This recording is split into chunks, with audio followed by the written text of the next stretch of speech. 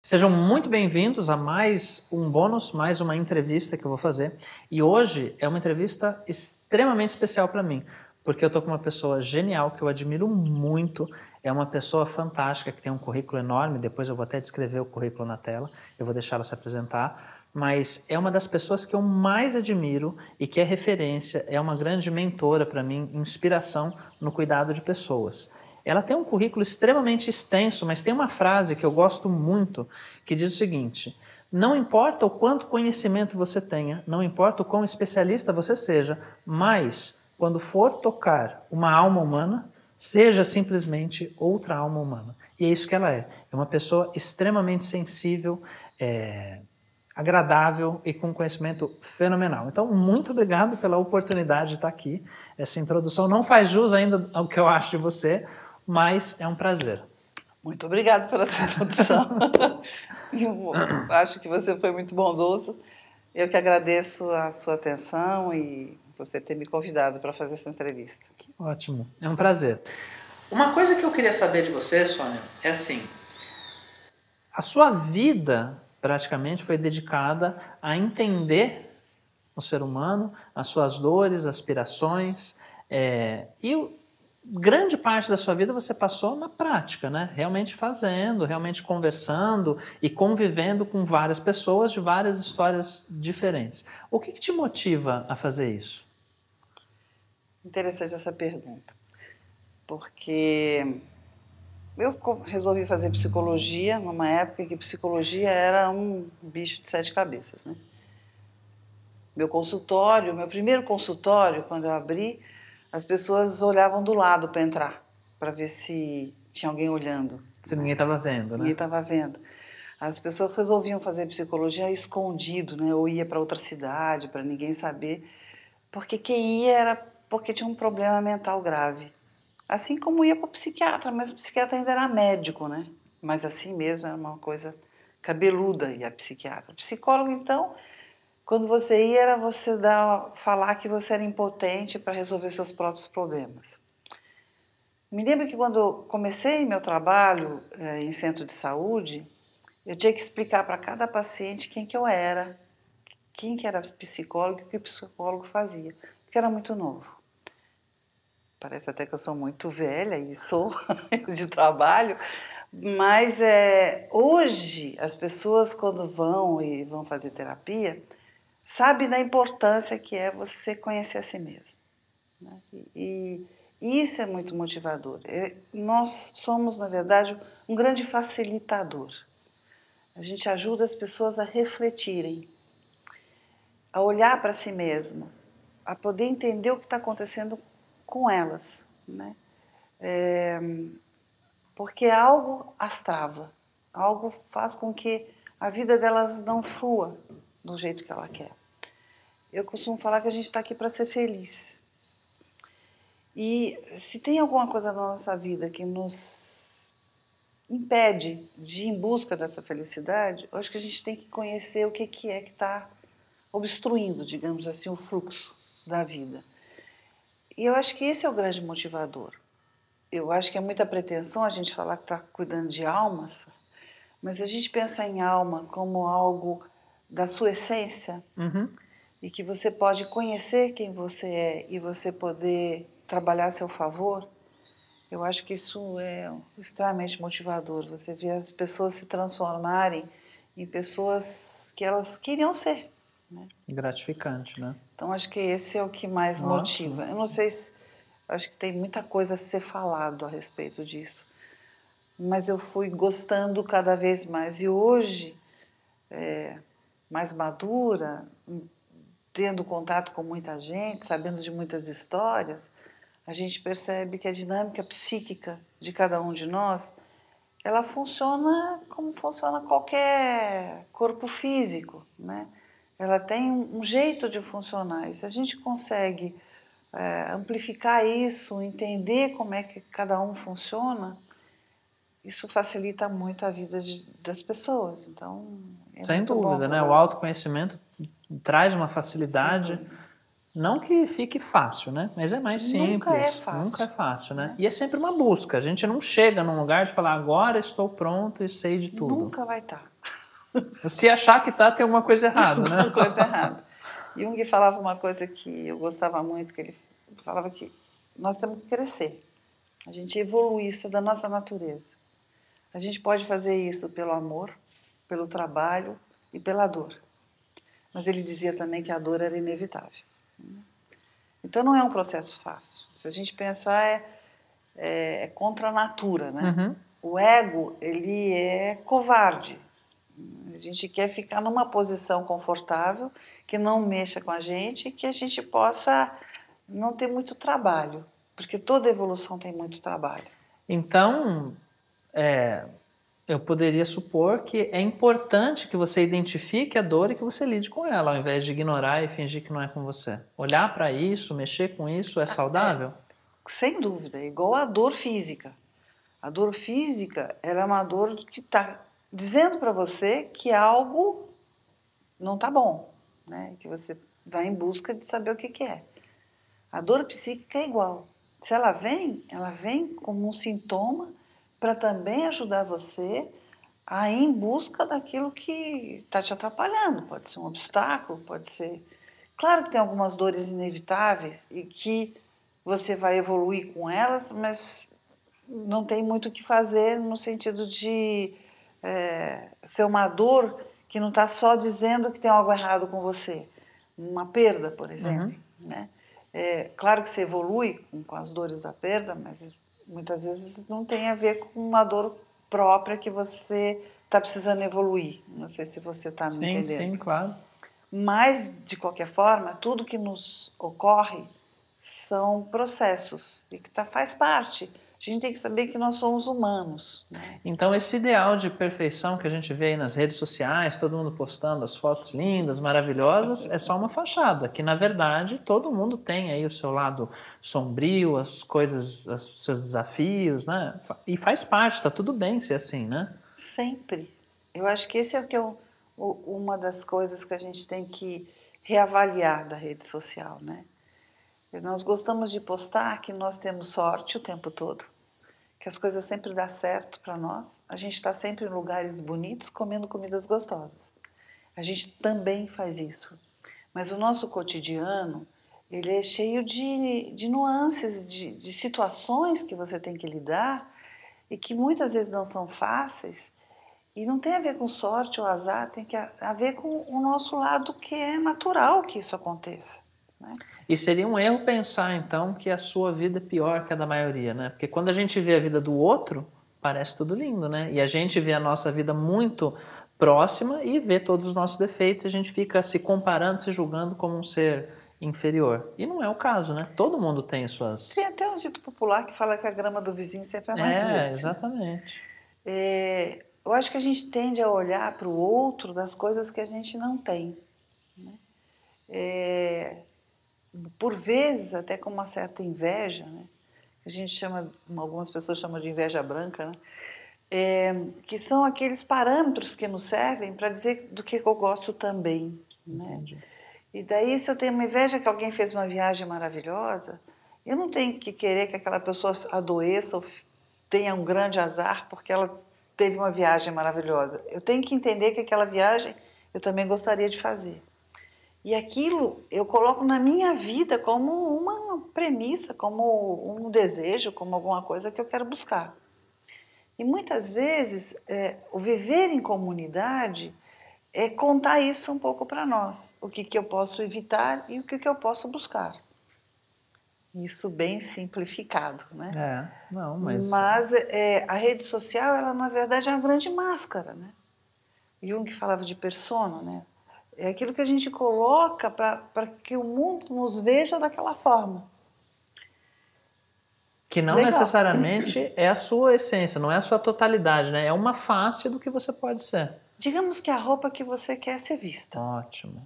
Né? Ótimo. Então eu me visto de determinada forma, que tem a ver com o meu estilo, tem a ver com a cor que eu gosto. O que eu acredito, o que eu acho que é bom, legal. Se está adequado, está ótimo, né? Se eu gosto de vestido de festa, eu não tenho que ficar usando vestido de festa até para dormir. E isso seria uma persona cristalizada, digamos assim, né? Porque eu fico bacana daquele jeito, eu vou ser bacana em todas as situações. Não. Eu acho que o que é saudável é eu poder me adequar, não formatar, tá? Mas eu me adequar ao lugar que eu tô. Então eu tenho uma roupa para dormir, uma roupa para fazer faxina, uma roupa para ir à festa, uma roupa para trabalhar, que são situações que, junto com a roupa, vem o jeito de funcionar, né? Muito bom. Pode ser que você cristalize em alguns momentos. E daí tá? você acaba ficando inadequado, usando vestido de festa para dormir. Sem dúvida. Você sente que existe ainda, né? Você falou no comecinho que existia um preconceito muito grande com a profissão, né? Com a psicologia. Hoje a gente está num tempo super moderno, que tudo é permitido, tudo se pode, mas, pela sua experiência, ainda existe uma resistência, um preconceito da pessoa achar que se ela vai procurar a ajuda de um psicólogo, de um terapeuta, ela está admitindo a fraqueza e... Sem dúvida. Ainda tem muito isso. Ao invés de se pensar que a terapia vai fazer isso, né, vai te ajudar no processo, ele está muito associado a problema. E também é, né? A gente não vai no médico só para fazer uma avaliação se eu estou bem. Muitas vezes eu vou também ao médico porque eu estou com dor ou estou com algum problema. Ir ao psicólogo, em geral, e na grande maioria, é porque você tem uma queixa. Tá ótimo, essa queixa te mobilizou a levar você para o psicólogo. Esse é um grande motivador. O que pode ser uma oportunidade até, né? E sempre é. É uma porta de entrada. E sempre é, né? Mas ainda não é feito de uma coisa livre, leve e solta. Comum, né? Então também a gente poderia dizer que um problema, um desafio, uma crise de ansiedade, uma dificuldade na sua vida pessoal pode ser uma grande oportunidade como uma porta de entrada para você se conhecer melhor, sanar esse problema e até ficar melhor do que você estava antes. Sem dúvida. Eu acho que ele é um grande mobilizador, porque tira você da zona de conforto, né? E leva você em busca de que sintoma é esse que está te acontecendo, para você reorganizar ou realinhar, se é que eu posso dizer dessa forma, né? Mas, enfim, buscar, porque alguma coisa te mobilizou, alguma coisa saiu do eixo. E quando sai do eixo é porque algo está falando para você que você precisa olhar. É muito legal esse conceito, né, de alinhar, de conectar. Pela sua experiência, pelo que você acredita, pelo que você estuda, existe uma relação da sua saúde psicológica, psíquica, mental, física e emocional? As coisas são interligadas? Os sintomas de desarmonia podem aparecer também no seu corpo, na sua mente, nas suas emoções? Sem dúvida, César. Nós somos um ser único. Uma coisa influencia na outra. Se você está com dor e você fica com uma dor que te incomoda, você vai deprimir. Né? Antes se falava muito que o psicológico influencia no físico, né? E fica sempre parecendo que só o psicológico que influencia. Não, nós somos todo. Somos um todo. Uma coisa está interligada, e nós somos muito dinâmicos. Não dá para a gente ficar falando, e daí eu tomo muito cuidado com algumas coisas que se falam por aí, né? Que algumas coisas você provoca. Ninguém provoca nada para si mesmo, né? Ninguém nasceu tão pessimista ou masoquista para querer colocar em si mesmo doenças da qual vai fazer ele sofrer. Você pode ter pessoas vitimizadas, pessoas com uma intolerância a resolver coisas, ou aquele estado em que ela se encontra, ela tem um ganho secundário? Pode, né? Você tem uma pessoa que às vezes tem uma doença que é importante ela cultivar aquela doença porque ela tem uma série de atenções em volta, e que aquilo ela ganha algo. Mas falar que ela provocou aquilo para ela ter isso, não. Eu não acredito. Muito se fala, principalmente do câncer, né? Que muitas vezes a gente faz o câncer. Eu acho perigoso isso, porque fica parecendo que eu estou me automutilando ou estou fazendo algo contra mim mesmo. E acaba sendo até culpa sua, né? Você teve um câncer, daí é culpa sua, além de tudo, né? que é essa coisa horrível, né, da culpa que você carrega, que é sempre um fardo, que é difícil você olhar para ele e depois se desculpar. Fica parecendo o tempo todo que você provocou aquilo. Eu acho que algumas coisas, alguns estudos têm sido feitos, que, por exemplo, algumas dores muito profundas, ela pode baixar sua imunidade. Células cancerígenas a gente tem o tempo todo circulando em nós. Só que nós temos defesas para ela. E quando surge uma oportunidade, daí isso acaba se manifestando. Como qualquer outra doença, como qualquer outra coisa. Mas daí você vai olhar para si mesmo e saber que debilidade é essa, que dor é essa que está te dando, que pode te fortalecer a ponto de você cuidar desse corpo. Então, para fazer um contraponto, a gente está falando que existem manifestações no seu corpo físico que refletem o psicológico, o emocional e vice-versa, mas também é benéfico, importante que a gente se acolha, se permita, ao invés de ficar se criticando, se julgando e se culpando pelas coisas ruins que acontecem, talvez um caminho melhor seja se acolher e entender o que está acontecendo, né? Sem dúvida nenhuma, eu acho que até esse é o papel do psicólogo, né? É como se você tivesse que acordar o seu terapeuta interior e fizesse como faz um terapeuta, né? Acolhe aquela dor, acolhe aquele problema, vamos entender o que está acontecendo. Não ser um julgador, né? Porque se você ainda bota o dedo no nariz e fala, você é culpado, você que provocou tudo isso, a pessoa já está debilitada, já tem uma situação da qual ela não se sente bem, ainda sai com um peso nas costas da culpa que eu tenha provocado isso. Mas eu não sei se é a sociedade moderna, o que acontece, mas existe uma ideia de que se você tem um problema, você precisa punir, você precisa recriminar para sanar esse problema. E é isso que a gente acaba fazendo com a gente. Você acha que esse é um caminho necessário, é um caminho válido, ou o que você acha disso? A gente está muito na sociedade da culpa, né? Então, assim, se você não tem o relacionamento que você queria, a culpa é sua, né? A sua saúde não vai bem, a culpa é sua. E fica nessa coisa de culpa, querendo que com isso brote a solução. Será que é o caminho mesmo? O pecado, ele fala de que você saiu da sua rota, digamos assim, né? Algo que você deveria seguir, que você desviou.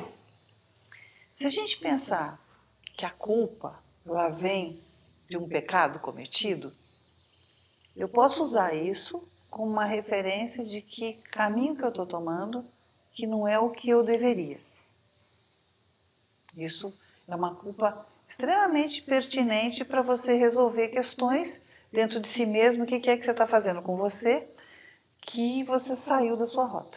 É uma sinalização para dizer, olha, alguma coisa está fora da rota. Agora, tem outras culpas que muitas vezes você carrega sem precisar carregar, né?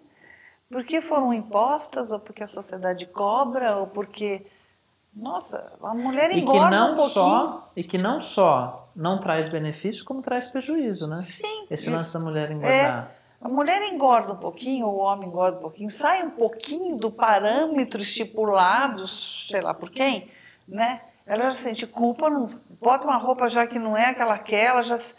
Então, assim, fica com parâmetros também que não leva a lugar nenhum. Agora, olha só, a gente está falando de psicologia, a gente está falando de seres humanos com foco na dor, né? No problema, na desarmonia, no desvio da rota. Mas também existe uma necessidade muito grande, uma parte muito importante, que é o desejo do bom, né? O sonho. E, mais uma vez, as pessoas muito pragmáticas tendem a achar que o sonho é uma futilidade desnecessária, que muita gente não se dá o luxo de sonhar porque isso não paga as contas e tal. Qual que é a sua percepção em relação a sonhar, a essa questão mais subjetiva da vida? Acho que a vida tem o curto, médio e longo prazo das coisas, né? Acho que a gente precisa ser pragmático, lidar com as questões aqui e agora. Até porque são elas que a gente tem um certo controle. Mas eu tenho que ter uma certa perspectiva, né? eu tenho que saber do que eu gosto, o que eu gostaria de fazer, o que eu quero para a minha vida nesse tempo curto que eu estou aqui.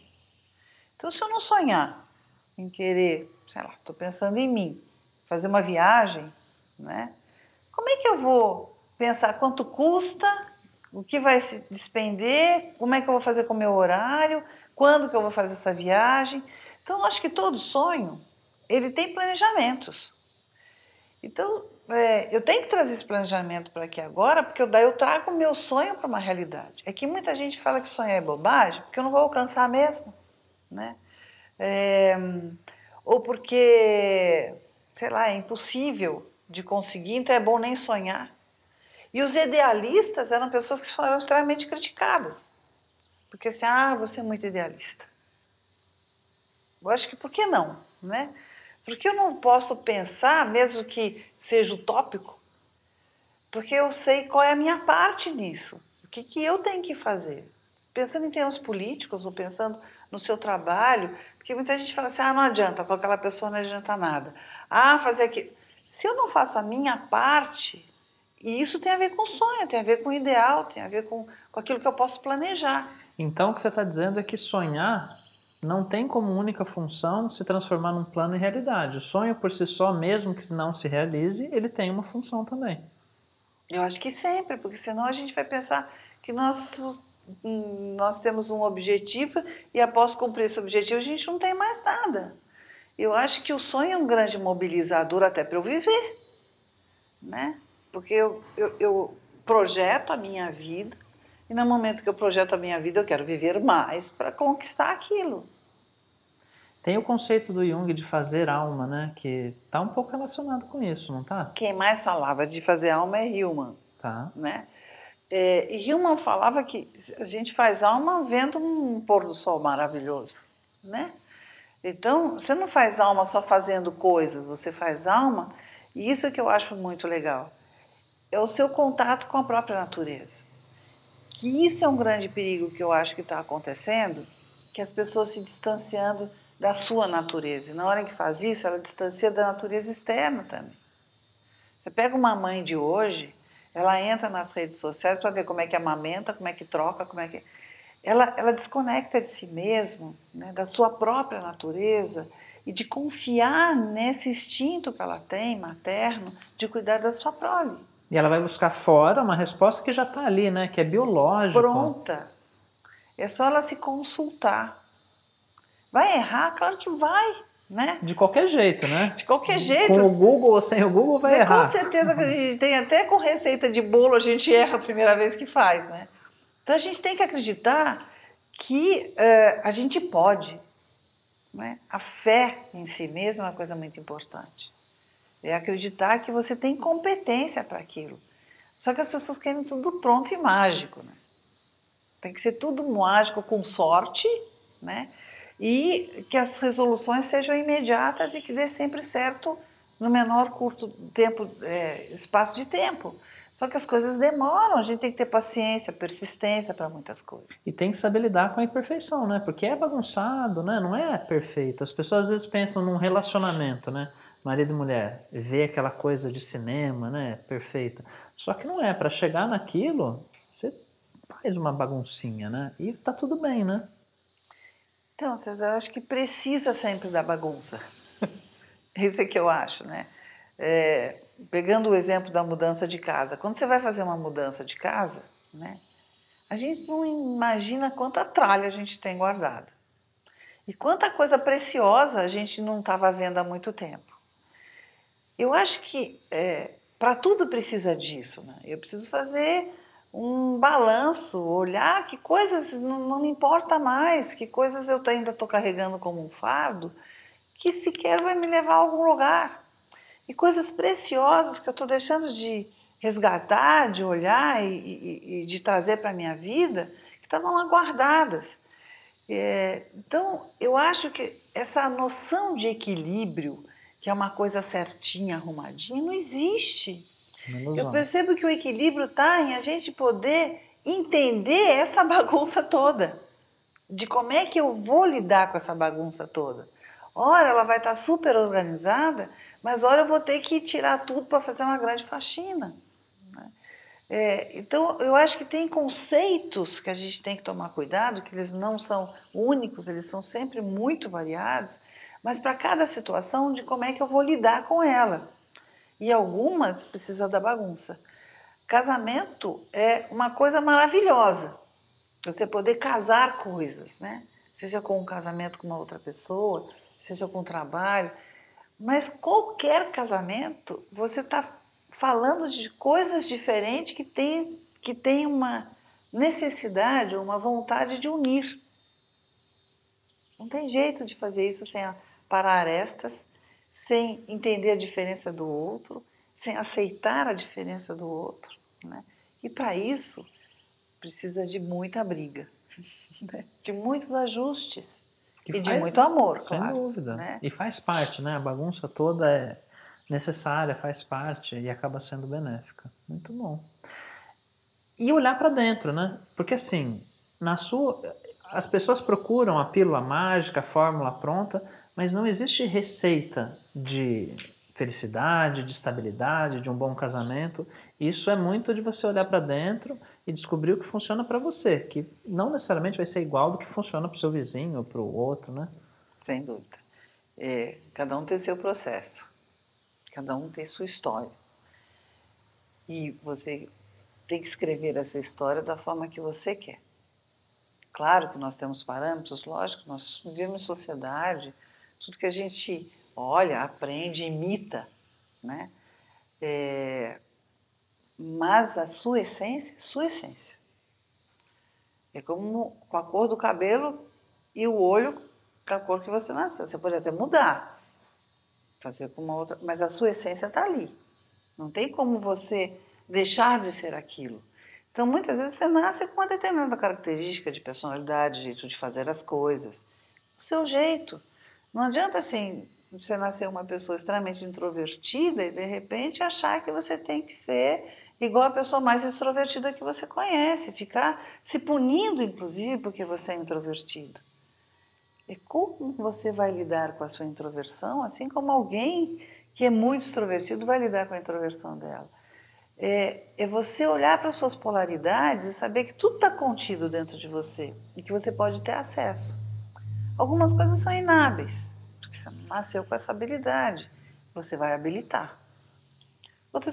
Outras coisas você é extremamente hábil, você vai utilizar daquilo para você viver, né, que vai te auxiliar.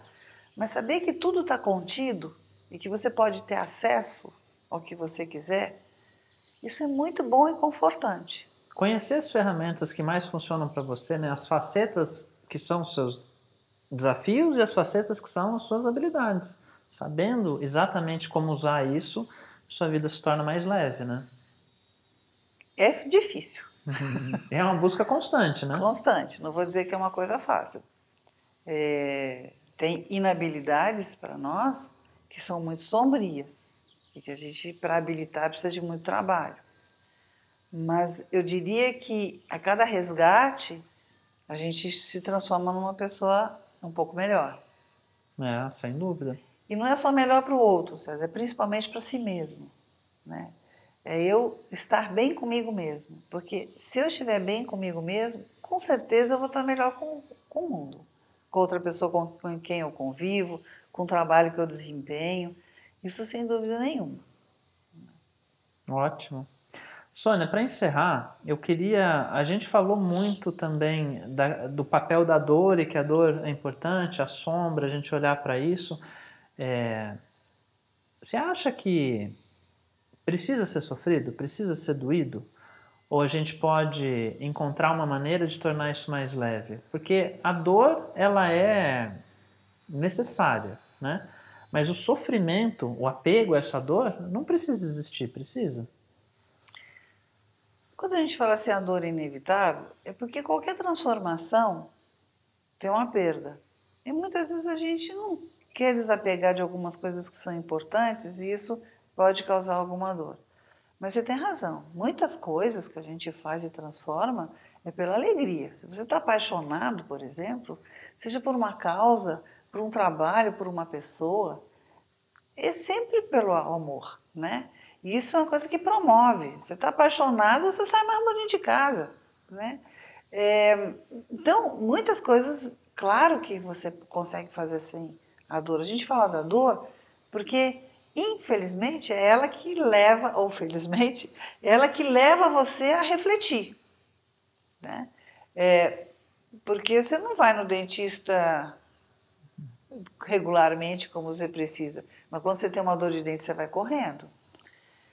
Eu estou dando esses outros exemplos, que são exemplos mais práticos, que é o que a gente faz normalmente, né?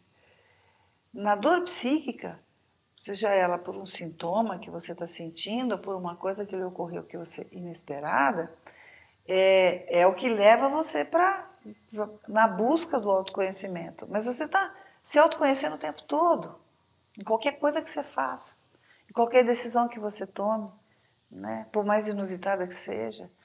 Ou quando vem o herói e te toma, né, para grandes transformações. Então, de repente, assim, vou largar tudo e vou sair de navio, dando recreação para as crianças que estão saindo de férias, né? Quando você faz grandes transformações, esse herói vem e te direciona para outro lado. Isso pode ser uma alegria, pode ser uma coisa ótima, não tem que ser só pela dor. A gente fala pela dor é porque ela é a que mais mobiliza para te levar a essa reflexão, digamos assim. Não necessariamente a transformação, né? Porque não é todo mundo que transforma com a dor, mas sem dúvida como um sintoma para você Mas ninguém olhar. sai igual do que entrou de um processo traumático, né? Nunca. De qualquer forma, você Nunca. tira alguma coisa disso. Isso seria bom, que saísse. Eu não vou dizer que tem pessoas que sentem uma grande dor e vai transformar isso numa vitimação e não vai fazer nada com ela. Então tem de tudo um pouco, né? E por isso que eu sempre falo, é complexo, não dá para a gente falar só de uma direção, né? Ele é um grande mobilizador, mas isso necessariamente você não quer dizer que você vai transformar com isso. Muito bom. Seria bom se fosse oportuno. Genial, né? Sônia, você sempre fala isso, eu já ouvi várias vezes você falando que a gente está aqui para ser feliz e a vida é para ser boa e tudo mais, e eu concordo muito com isso. Então, que mensagem você deixaria para as pessoas que estão num momento desafiador da sua vida, procurando saída, estão se sentindo sobrecarregadas, achando que tudo é muito árido, tudo é muito difícil e tem dificuldade de entender o porquê, esses dilemas de ansiedade? Se você puder, e eu sei que é uma tarefa praticamente impossível, né? Mas se você fosse deixar uma mensagem para as pessoas a respeito de passar esse momento, de se libertar desse fardo, o que você diria? É uma receita difícil, mas vamos lá. Eu gosto muito de um termo chamado ensimesmado, né? Eu acho que não tem outro jeito a não ser eu fazer consulta a mim mesma. Eu tenho que me aquietar, né? A gente tem muito medo da solidão, mas ficar sozinho, que não quer dizer que a gente está solitário, é de extrema importância. Porque eu preciso saber do que eu quero, eu preciso saber o que eu gosto, o que me faz feliz. Não ficar projetando as coisas em situações inatingíveis. Olha ao seu redor, né? Olha com quem você pode contar. Não fica buscando receitas onde não tem nada a ver com você. Mas o que tem a ver com você? Quais são os seus sonhos? O que você tem vontade de fazer? O que você admira? O que você gostaria de transformar na tua vida? E faça, né? Vê como é que você... Não precisa fazer virar do avesso de um dia para a noite. As coisas são como um processo, né? Um atrás do outro. Mas coloca isso na tua vida. E tenha paciência e persistência, né? Não tem fórmula mágica. É um dia depois do outro. É um dia depois do outro. Muitas vezes as pessoas nos procuram querendo resolver as coisas como se eu tivesse uma varinha de condão ou uma bola de cristal. Bem, eu gostaria, né? Mas o bacana da vida é essa transformação lenta, né? De você ir descobrindo e se descobrindo. Porque isso precisa de muita elaboração. Quando você elabora e integra, você vai transformando. Agora, eu só consigo fazer isso olhando para mim mesma. E isso não é um dado de ser egoísta, não é isso, né? Mas o mundo espera. Eu sempre falo, quando você está num processo analítico de transformação, o mundo ao seu redor, ele é extremamente bondoso para colaborar com isso. Então aproveita, mas transforma. Olha para aquilo que não está bom, que te incomoda, né? E tenha coragem, porque sem coragem a gente não anda muito longe. Nossa, genial. Sônia, muito obrigado. Eu que A agradeço. entrevista era para ser um bônus para o curso, mas acabou sendo um presente para mim. É sempre muito bom te rever, conversar. Me inspira, me alimenta, eu acho muito legal. A Sônia tem participação em 3 livros que ela já escreveu, está indo para o 4º já. Ela atende no consultório, dá cursos, faz grupo de mulheres, dá aula na faculdade. A especialidade dela é em mitologia e é uma coisa fascinante. A gente podia passar 2 horas falando só sobre isso, mas não é o foco hoje. Quem sabe um dia a gente volta para falar só disso. E eu sou verdadeiramente grato de poder contar com pessoas como você que me inspiram e que fazem o meu trabalho ter uma profundidade, um alcance muito maior. De verdade, do fundo do meu coração, muito obrigado. Obrigada a você.